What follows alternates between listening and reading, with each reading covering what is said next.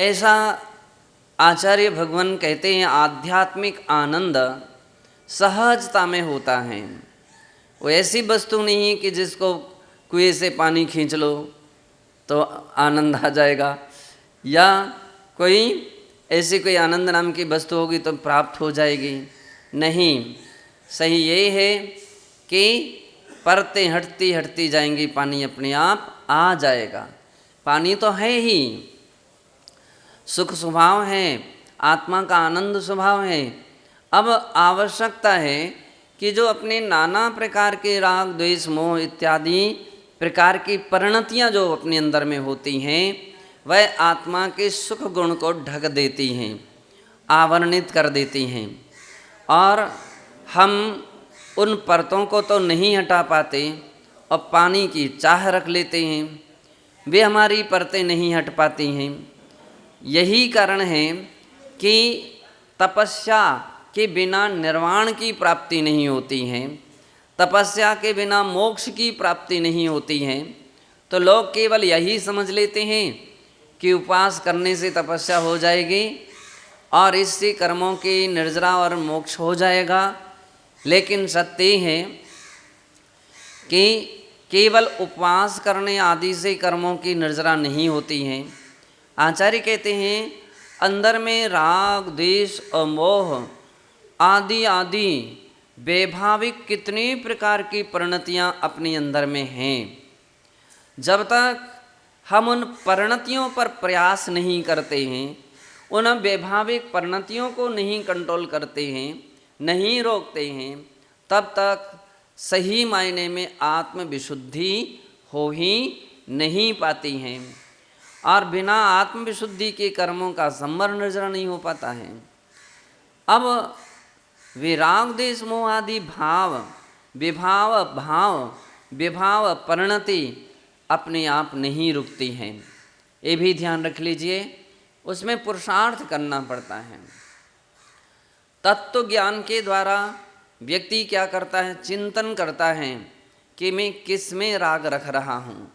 ये वस्तु क्षणिक है, ये नाशवान है, ये स्थायी नहीं है, और ये कितने समय तक सुख दे सकेगी, कितने समय तक शांति दे सकेगी।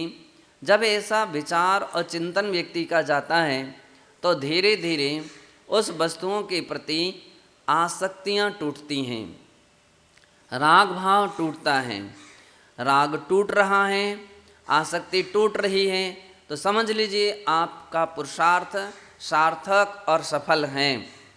और यदि राग देश नहीं टूट पा रहा है, आसक्तियाँ नहीं टूट पा रही हैं, तो निश्चित है आप अभी सही पुरुषार्थी हुए ही नहीं, आपका तत्व ज्ञान कार्यकर हुआ ही नहीं है, वो महत्वपूर्ण रहा ही नहीं है, केवल रटंत विद्या है। तो केवल रटने मात्र से सब कुछ नहीं हो जाता है, रटने के साथ तदनुरूप पुरुषार्थ करना पड़ता है। ये भी सही बात है कि सारी बातें एक साथ सफलताएं नहीं मिल पाती हैं, लेकिन हाँ, पुरुषार्थ करने से बहुत कुछ मात्रा में सफलताएं मिलती हैं। कभी ऐसे भी प्रसंग आते हैं कि अपन खूब अच्छा प्रयास करते हैं कि क्रोध नहीं करना, कदाचित हो गया, अब हो गया, लेकिन अब हो गया तो सही तरीका क्या है, अब उसको छोड़ दो। हो गया, वैभाविक परिणति में ऐसी परिणतियाँ हो गईं और नहीं संभल पाए, और जब संभले तब संभलो, जब जागो तभी सवेरा। तो अपन जब संभल सकते हैं उतने समय में संभल जाना चाहिए, और उसके विषय में आत्मनिंदा, आत्मगर्हा, पश्चाताप, खेद अपने लिए महसूस होना चाहिए, और फिर दृढ़ हो जाना चाहिए कि अब हम ऐसा क्रोध आदि नहीं करेंगे।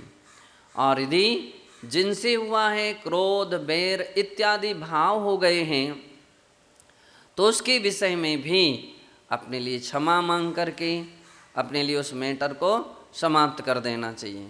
कदाचित आम व्यक्ति ये सोचता क्या करूं, सामने वाला गलत ही था, गलती ही उसकी थी, अब हम क्यों क्षमा मांगें, हमको क्षमा मांगने से क्या प्रयोजन है। वो तो कुछ भी नहीं मांग रहा है।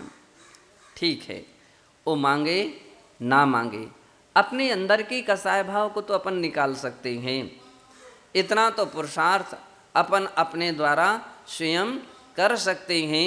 अगर ऐसा पुरुषार्थ व्यक्ति ने करना प्रारंभ कर दिया, तीसरी बात, वो व्यक्ति हमारा इतना हित करता है, वो मुझे ऐसा कहता है, वो मुझे इतना बोलता है, तो फिर गुस्सा तो आती ही है।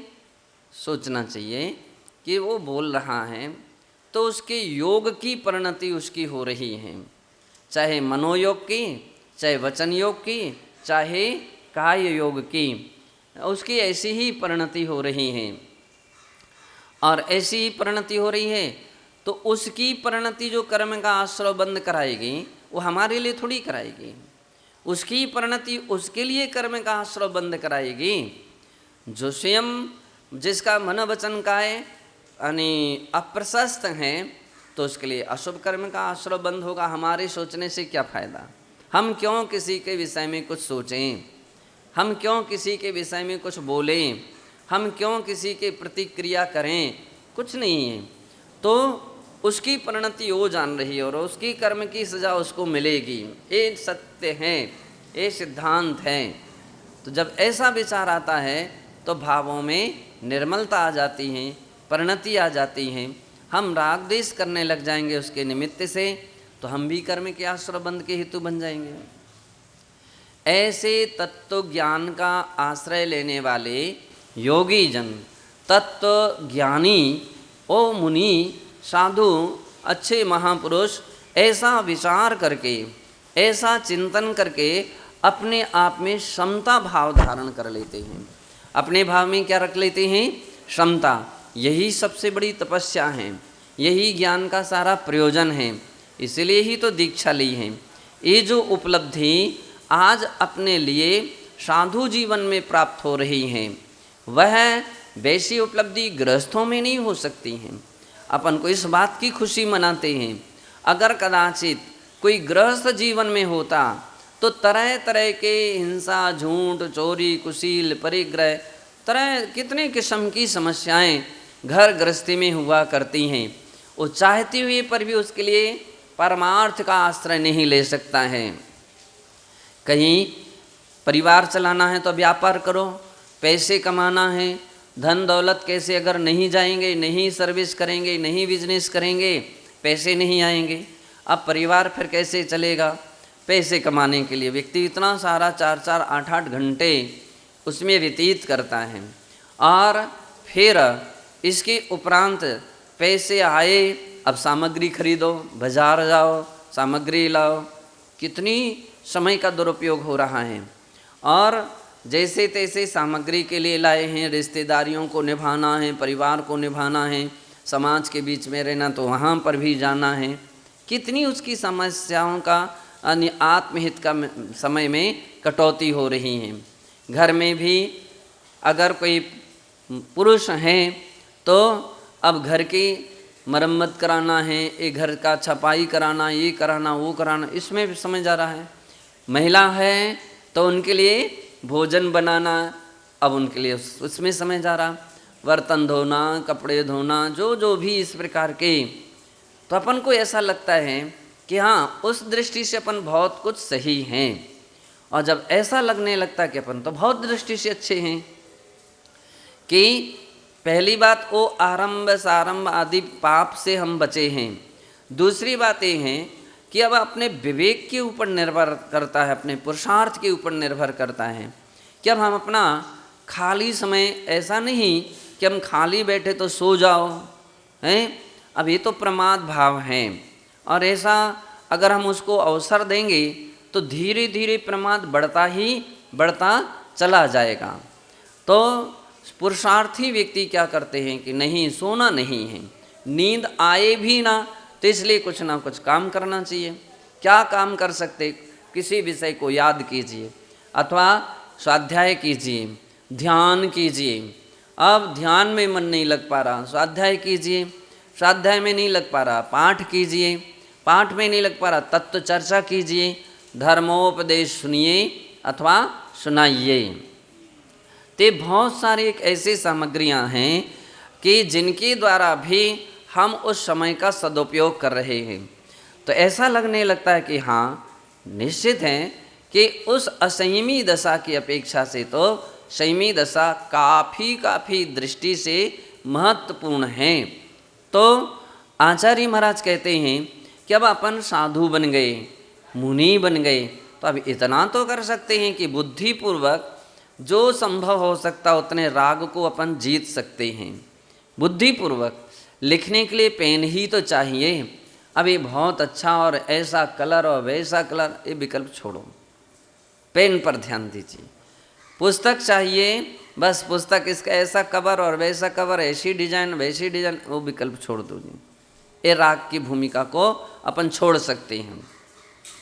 ये व्यक्ति बहुत अच्छे हैं, हमारे लिए रोज हार देने जाते हैं और ये अच्छी तरह से सामग्री तैयार कर देते हैं, व्यवस्था बना देते हैं, ये राग छोड़ दीजिए, ये राग छोड़िए हैं, अन्यथा असत्यपना आएगा, झूठ बोलना पड़ेगा और छल कपट भी करना पड़ेगा। तो इन रागों को अपन जीत सकते हैं। अपन खाली समय भी अगर कल्पना मिल गया तो अपन ले उतने समय तक कोई पाठ कर लो, और पाठ नहीं कर सकते कोई जाप कर लीजिए, जाप नहीं कर सकते हैं तो कोई ना कोई विषय का विषय में चिंतन में डूबिए। तो इस प्रकार से जो पुरुषार्थ चल रहा है, अपन उस रूप से कर्म के आश्रय से बच रहे हैं और अपन संयम जीवन, संयम साधना अपनी सार्थक और सफल हो रही है। तो आचार्य महाराज कहना चाहते हैं कि जब यह जीव, जब यह आत्मा रागादि भावों से युक्त होता है तो कर्मों का बंध करता है। और रागादि विप्रमुख को जैसे जैसे रागादि से मुक्त होता है, रागादि का त्याग करता है, रागादि को छोड़ता है या रागादि को जीतता है, ऐसा पुरुषार्थ करता है तो अबंध गो जान गो ढंवरी। तो कह रहे हैं विशेष रूप से वो अबंधक होता है, ऐसा जानना चाहिए। पहले भी अपन कुछ गाथा में देख चुके थे। रत्तो वंददि कम्मम मुंचदि जीवो विराग संपत्तो ऐसो जुड़ो विदेशो तम्मा कम्मेशो माँ रज्झ। अर्थात रागी प्राणी कर्म को बांधता है। रागी बांधता तो द्वेषी भी बांधता है, हैं? तो रागी द्वेषी कर्म को बांधता है और राग और द्वेष से रहित प्राणी कर्मों से क्या होता है, मुक्त हो जाता है।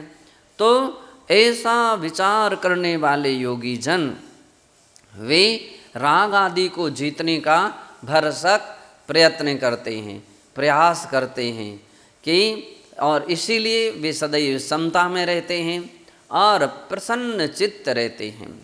प्रसन्न चित्त का अर्थ ये है कि अब ऐसा कोई टेंशन ही नहीं है, वे अपने दिल दिमाग में लाते नहीं हैं, वो इसने ऐसा कर दिया, वो ऐसा बोल रहा, उसने ऐसा कर दिया। ये किसके अंदर में विकल्प आते हैं? अज्ञानी प्राणी के अंदर में। क्यों? और उस प्रकार की बातों को पकड़ करके अपने भावों को बिगाड़ता रहता है। और ज्ञानी जीव तत्व चिंतन करके अपनी क्षमता को बनाए रहता है, इसलिए सदैव प्रसन्न रहता है। उदाहरण के तौर पर कोई रोग हो गया, कोई बीमारी हो गया, कोई कष्ट, कोई तकलीफ, अज्ञानी उसी की माला फेरता रहेगा। कौन फेरेगा? अज्ञानी।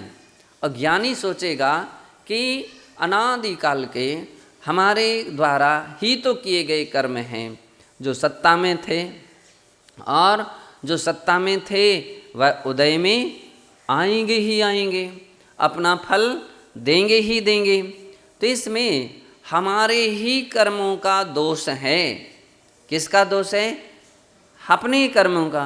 ये वैद्य सही नहीं है, वो डॉक्टर सही नहीं है, उसकी दवाई सही नहीं है। अरे भैया, तुम व्यर्थ में ऐसा सोच करके उसको और हतोत्साह कर दोगे। जो आज आपकी सेवा में लगा है, कल के दिन वो बोले हमारा से कुछ होती नहीं, तो अब काय के लिए हम दवाई दें, काय हम क्यों आपके पास आएँ? तो कभी ऐसा है छोटे भाव मत रखो, बहुत ऊंचे रखो। आप ये सोचो, हर व्यक्ति, ये बिल्कुल सत्य है, अच्छी से अच्छी दवा देना चाहता है, अच्छे से अच्छा सेवा करना चाहता है, प्रयास है कि व्यक्ति स्वस्थ हो जाएं, है ना। उसके सबके अच्छे प्रयास रहते। क्यों ना क्यों हम सकारात्मक विचार चिंतन करें कि वो अच्छे ही सोच रहे हैं, वे अच्छे ही काम कर रहे हैं, वे अच्छा ही हमको सहयोग कर रहे हैं, लेकिन अपना ही कर्म सही ना हो तो किसको दोष देंगे? अपना ही भाग्य सही ना हो तो औषधि क्या करेगी, वैद्य क्या करेगा, सेवक क्या करेगा? अंत में जा कर के ऐसा सोच करके साधु समता रखते हैं। कुछ भी हो, जब अज्ञानता थी हमने कर्म में बांध लिए होंगे, और निश्चित है कर्म का बंधन अज्ञानता में ही होता है। बांधे थे उनका सत्ता में रहे, और अब उदय में आने लगे। अब आधा काल निकला, उदय में आने लगे हैं, वो अपना फल देने लगे हैं। अब हमारा इस समय यही पुरुषार्थ है कि अपने विवेक से हाय हाय ना करें, ये अपना पुरुषार्थ है। उसमें भी समता रखें, यथोचित पुरुषार्थ तो करना ही चाहिए। हम ये नहीं कह रहे हैं आप औषधि मत लो, हम ये नहीं कह रहे किसी डॉक्टर को या वैद्य को मत दिखाओ। सब कुछ करने के उपरांत भी समता भाव रखना चाहिए, तो धर्म ध्यान बना रहेगा। अन्यथा आर्तत ध्यान में व्यक्ति का समय बीतता है, और निरंतर यही देखता रहा, अभी क्या हो गया, अब क्या हो गया, अच्छा अब घुटना दर्द करने लगा, अरे ये घुटना दर्द, और फिर सोचता कि और तो कुछ दर्द नहीं कर रहा है, अच्छा अरे वो मेरी पीठ दर्द करने लगे, अरे आज चल लिए थे अब इसलिए कल से चलना बंद करे देते हैं। तुम क्या क्या करोगे, है ना? तो अब ऐसे प्रसंगों पर अज्ञानी प्राणी क्या करता है, इन्हीं उधेड़ बुन में लगा रहता है और आर्त ध्यान कर लेता है। और ज्ञानी जीव क्या होता है, इनसे विरक्त होता है, बोले अरे सब शरीर नाशवान है, क्षणभंगुर है, रोगों का घर है। हम इस शरीर के माध्यम से जितना बने उतना धर्म ध्यान कर लें, उतना आत्मा ध्यान कर लें, चिंतन कर लें, धर्म का सदुपयोग कर लें, और ऐसा विचार करके वो प्राणी का उपयोग ही चेंज हो जाता है।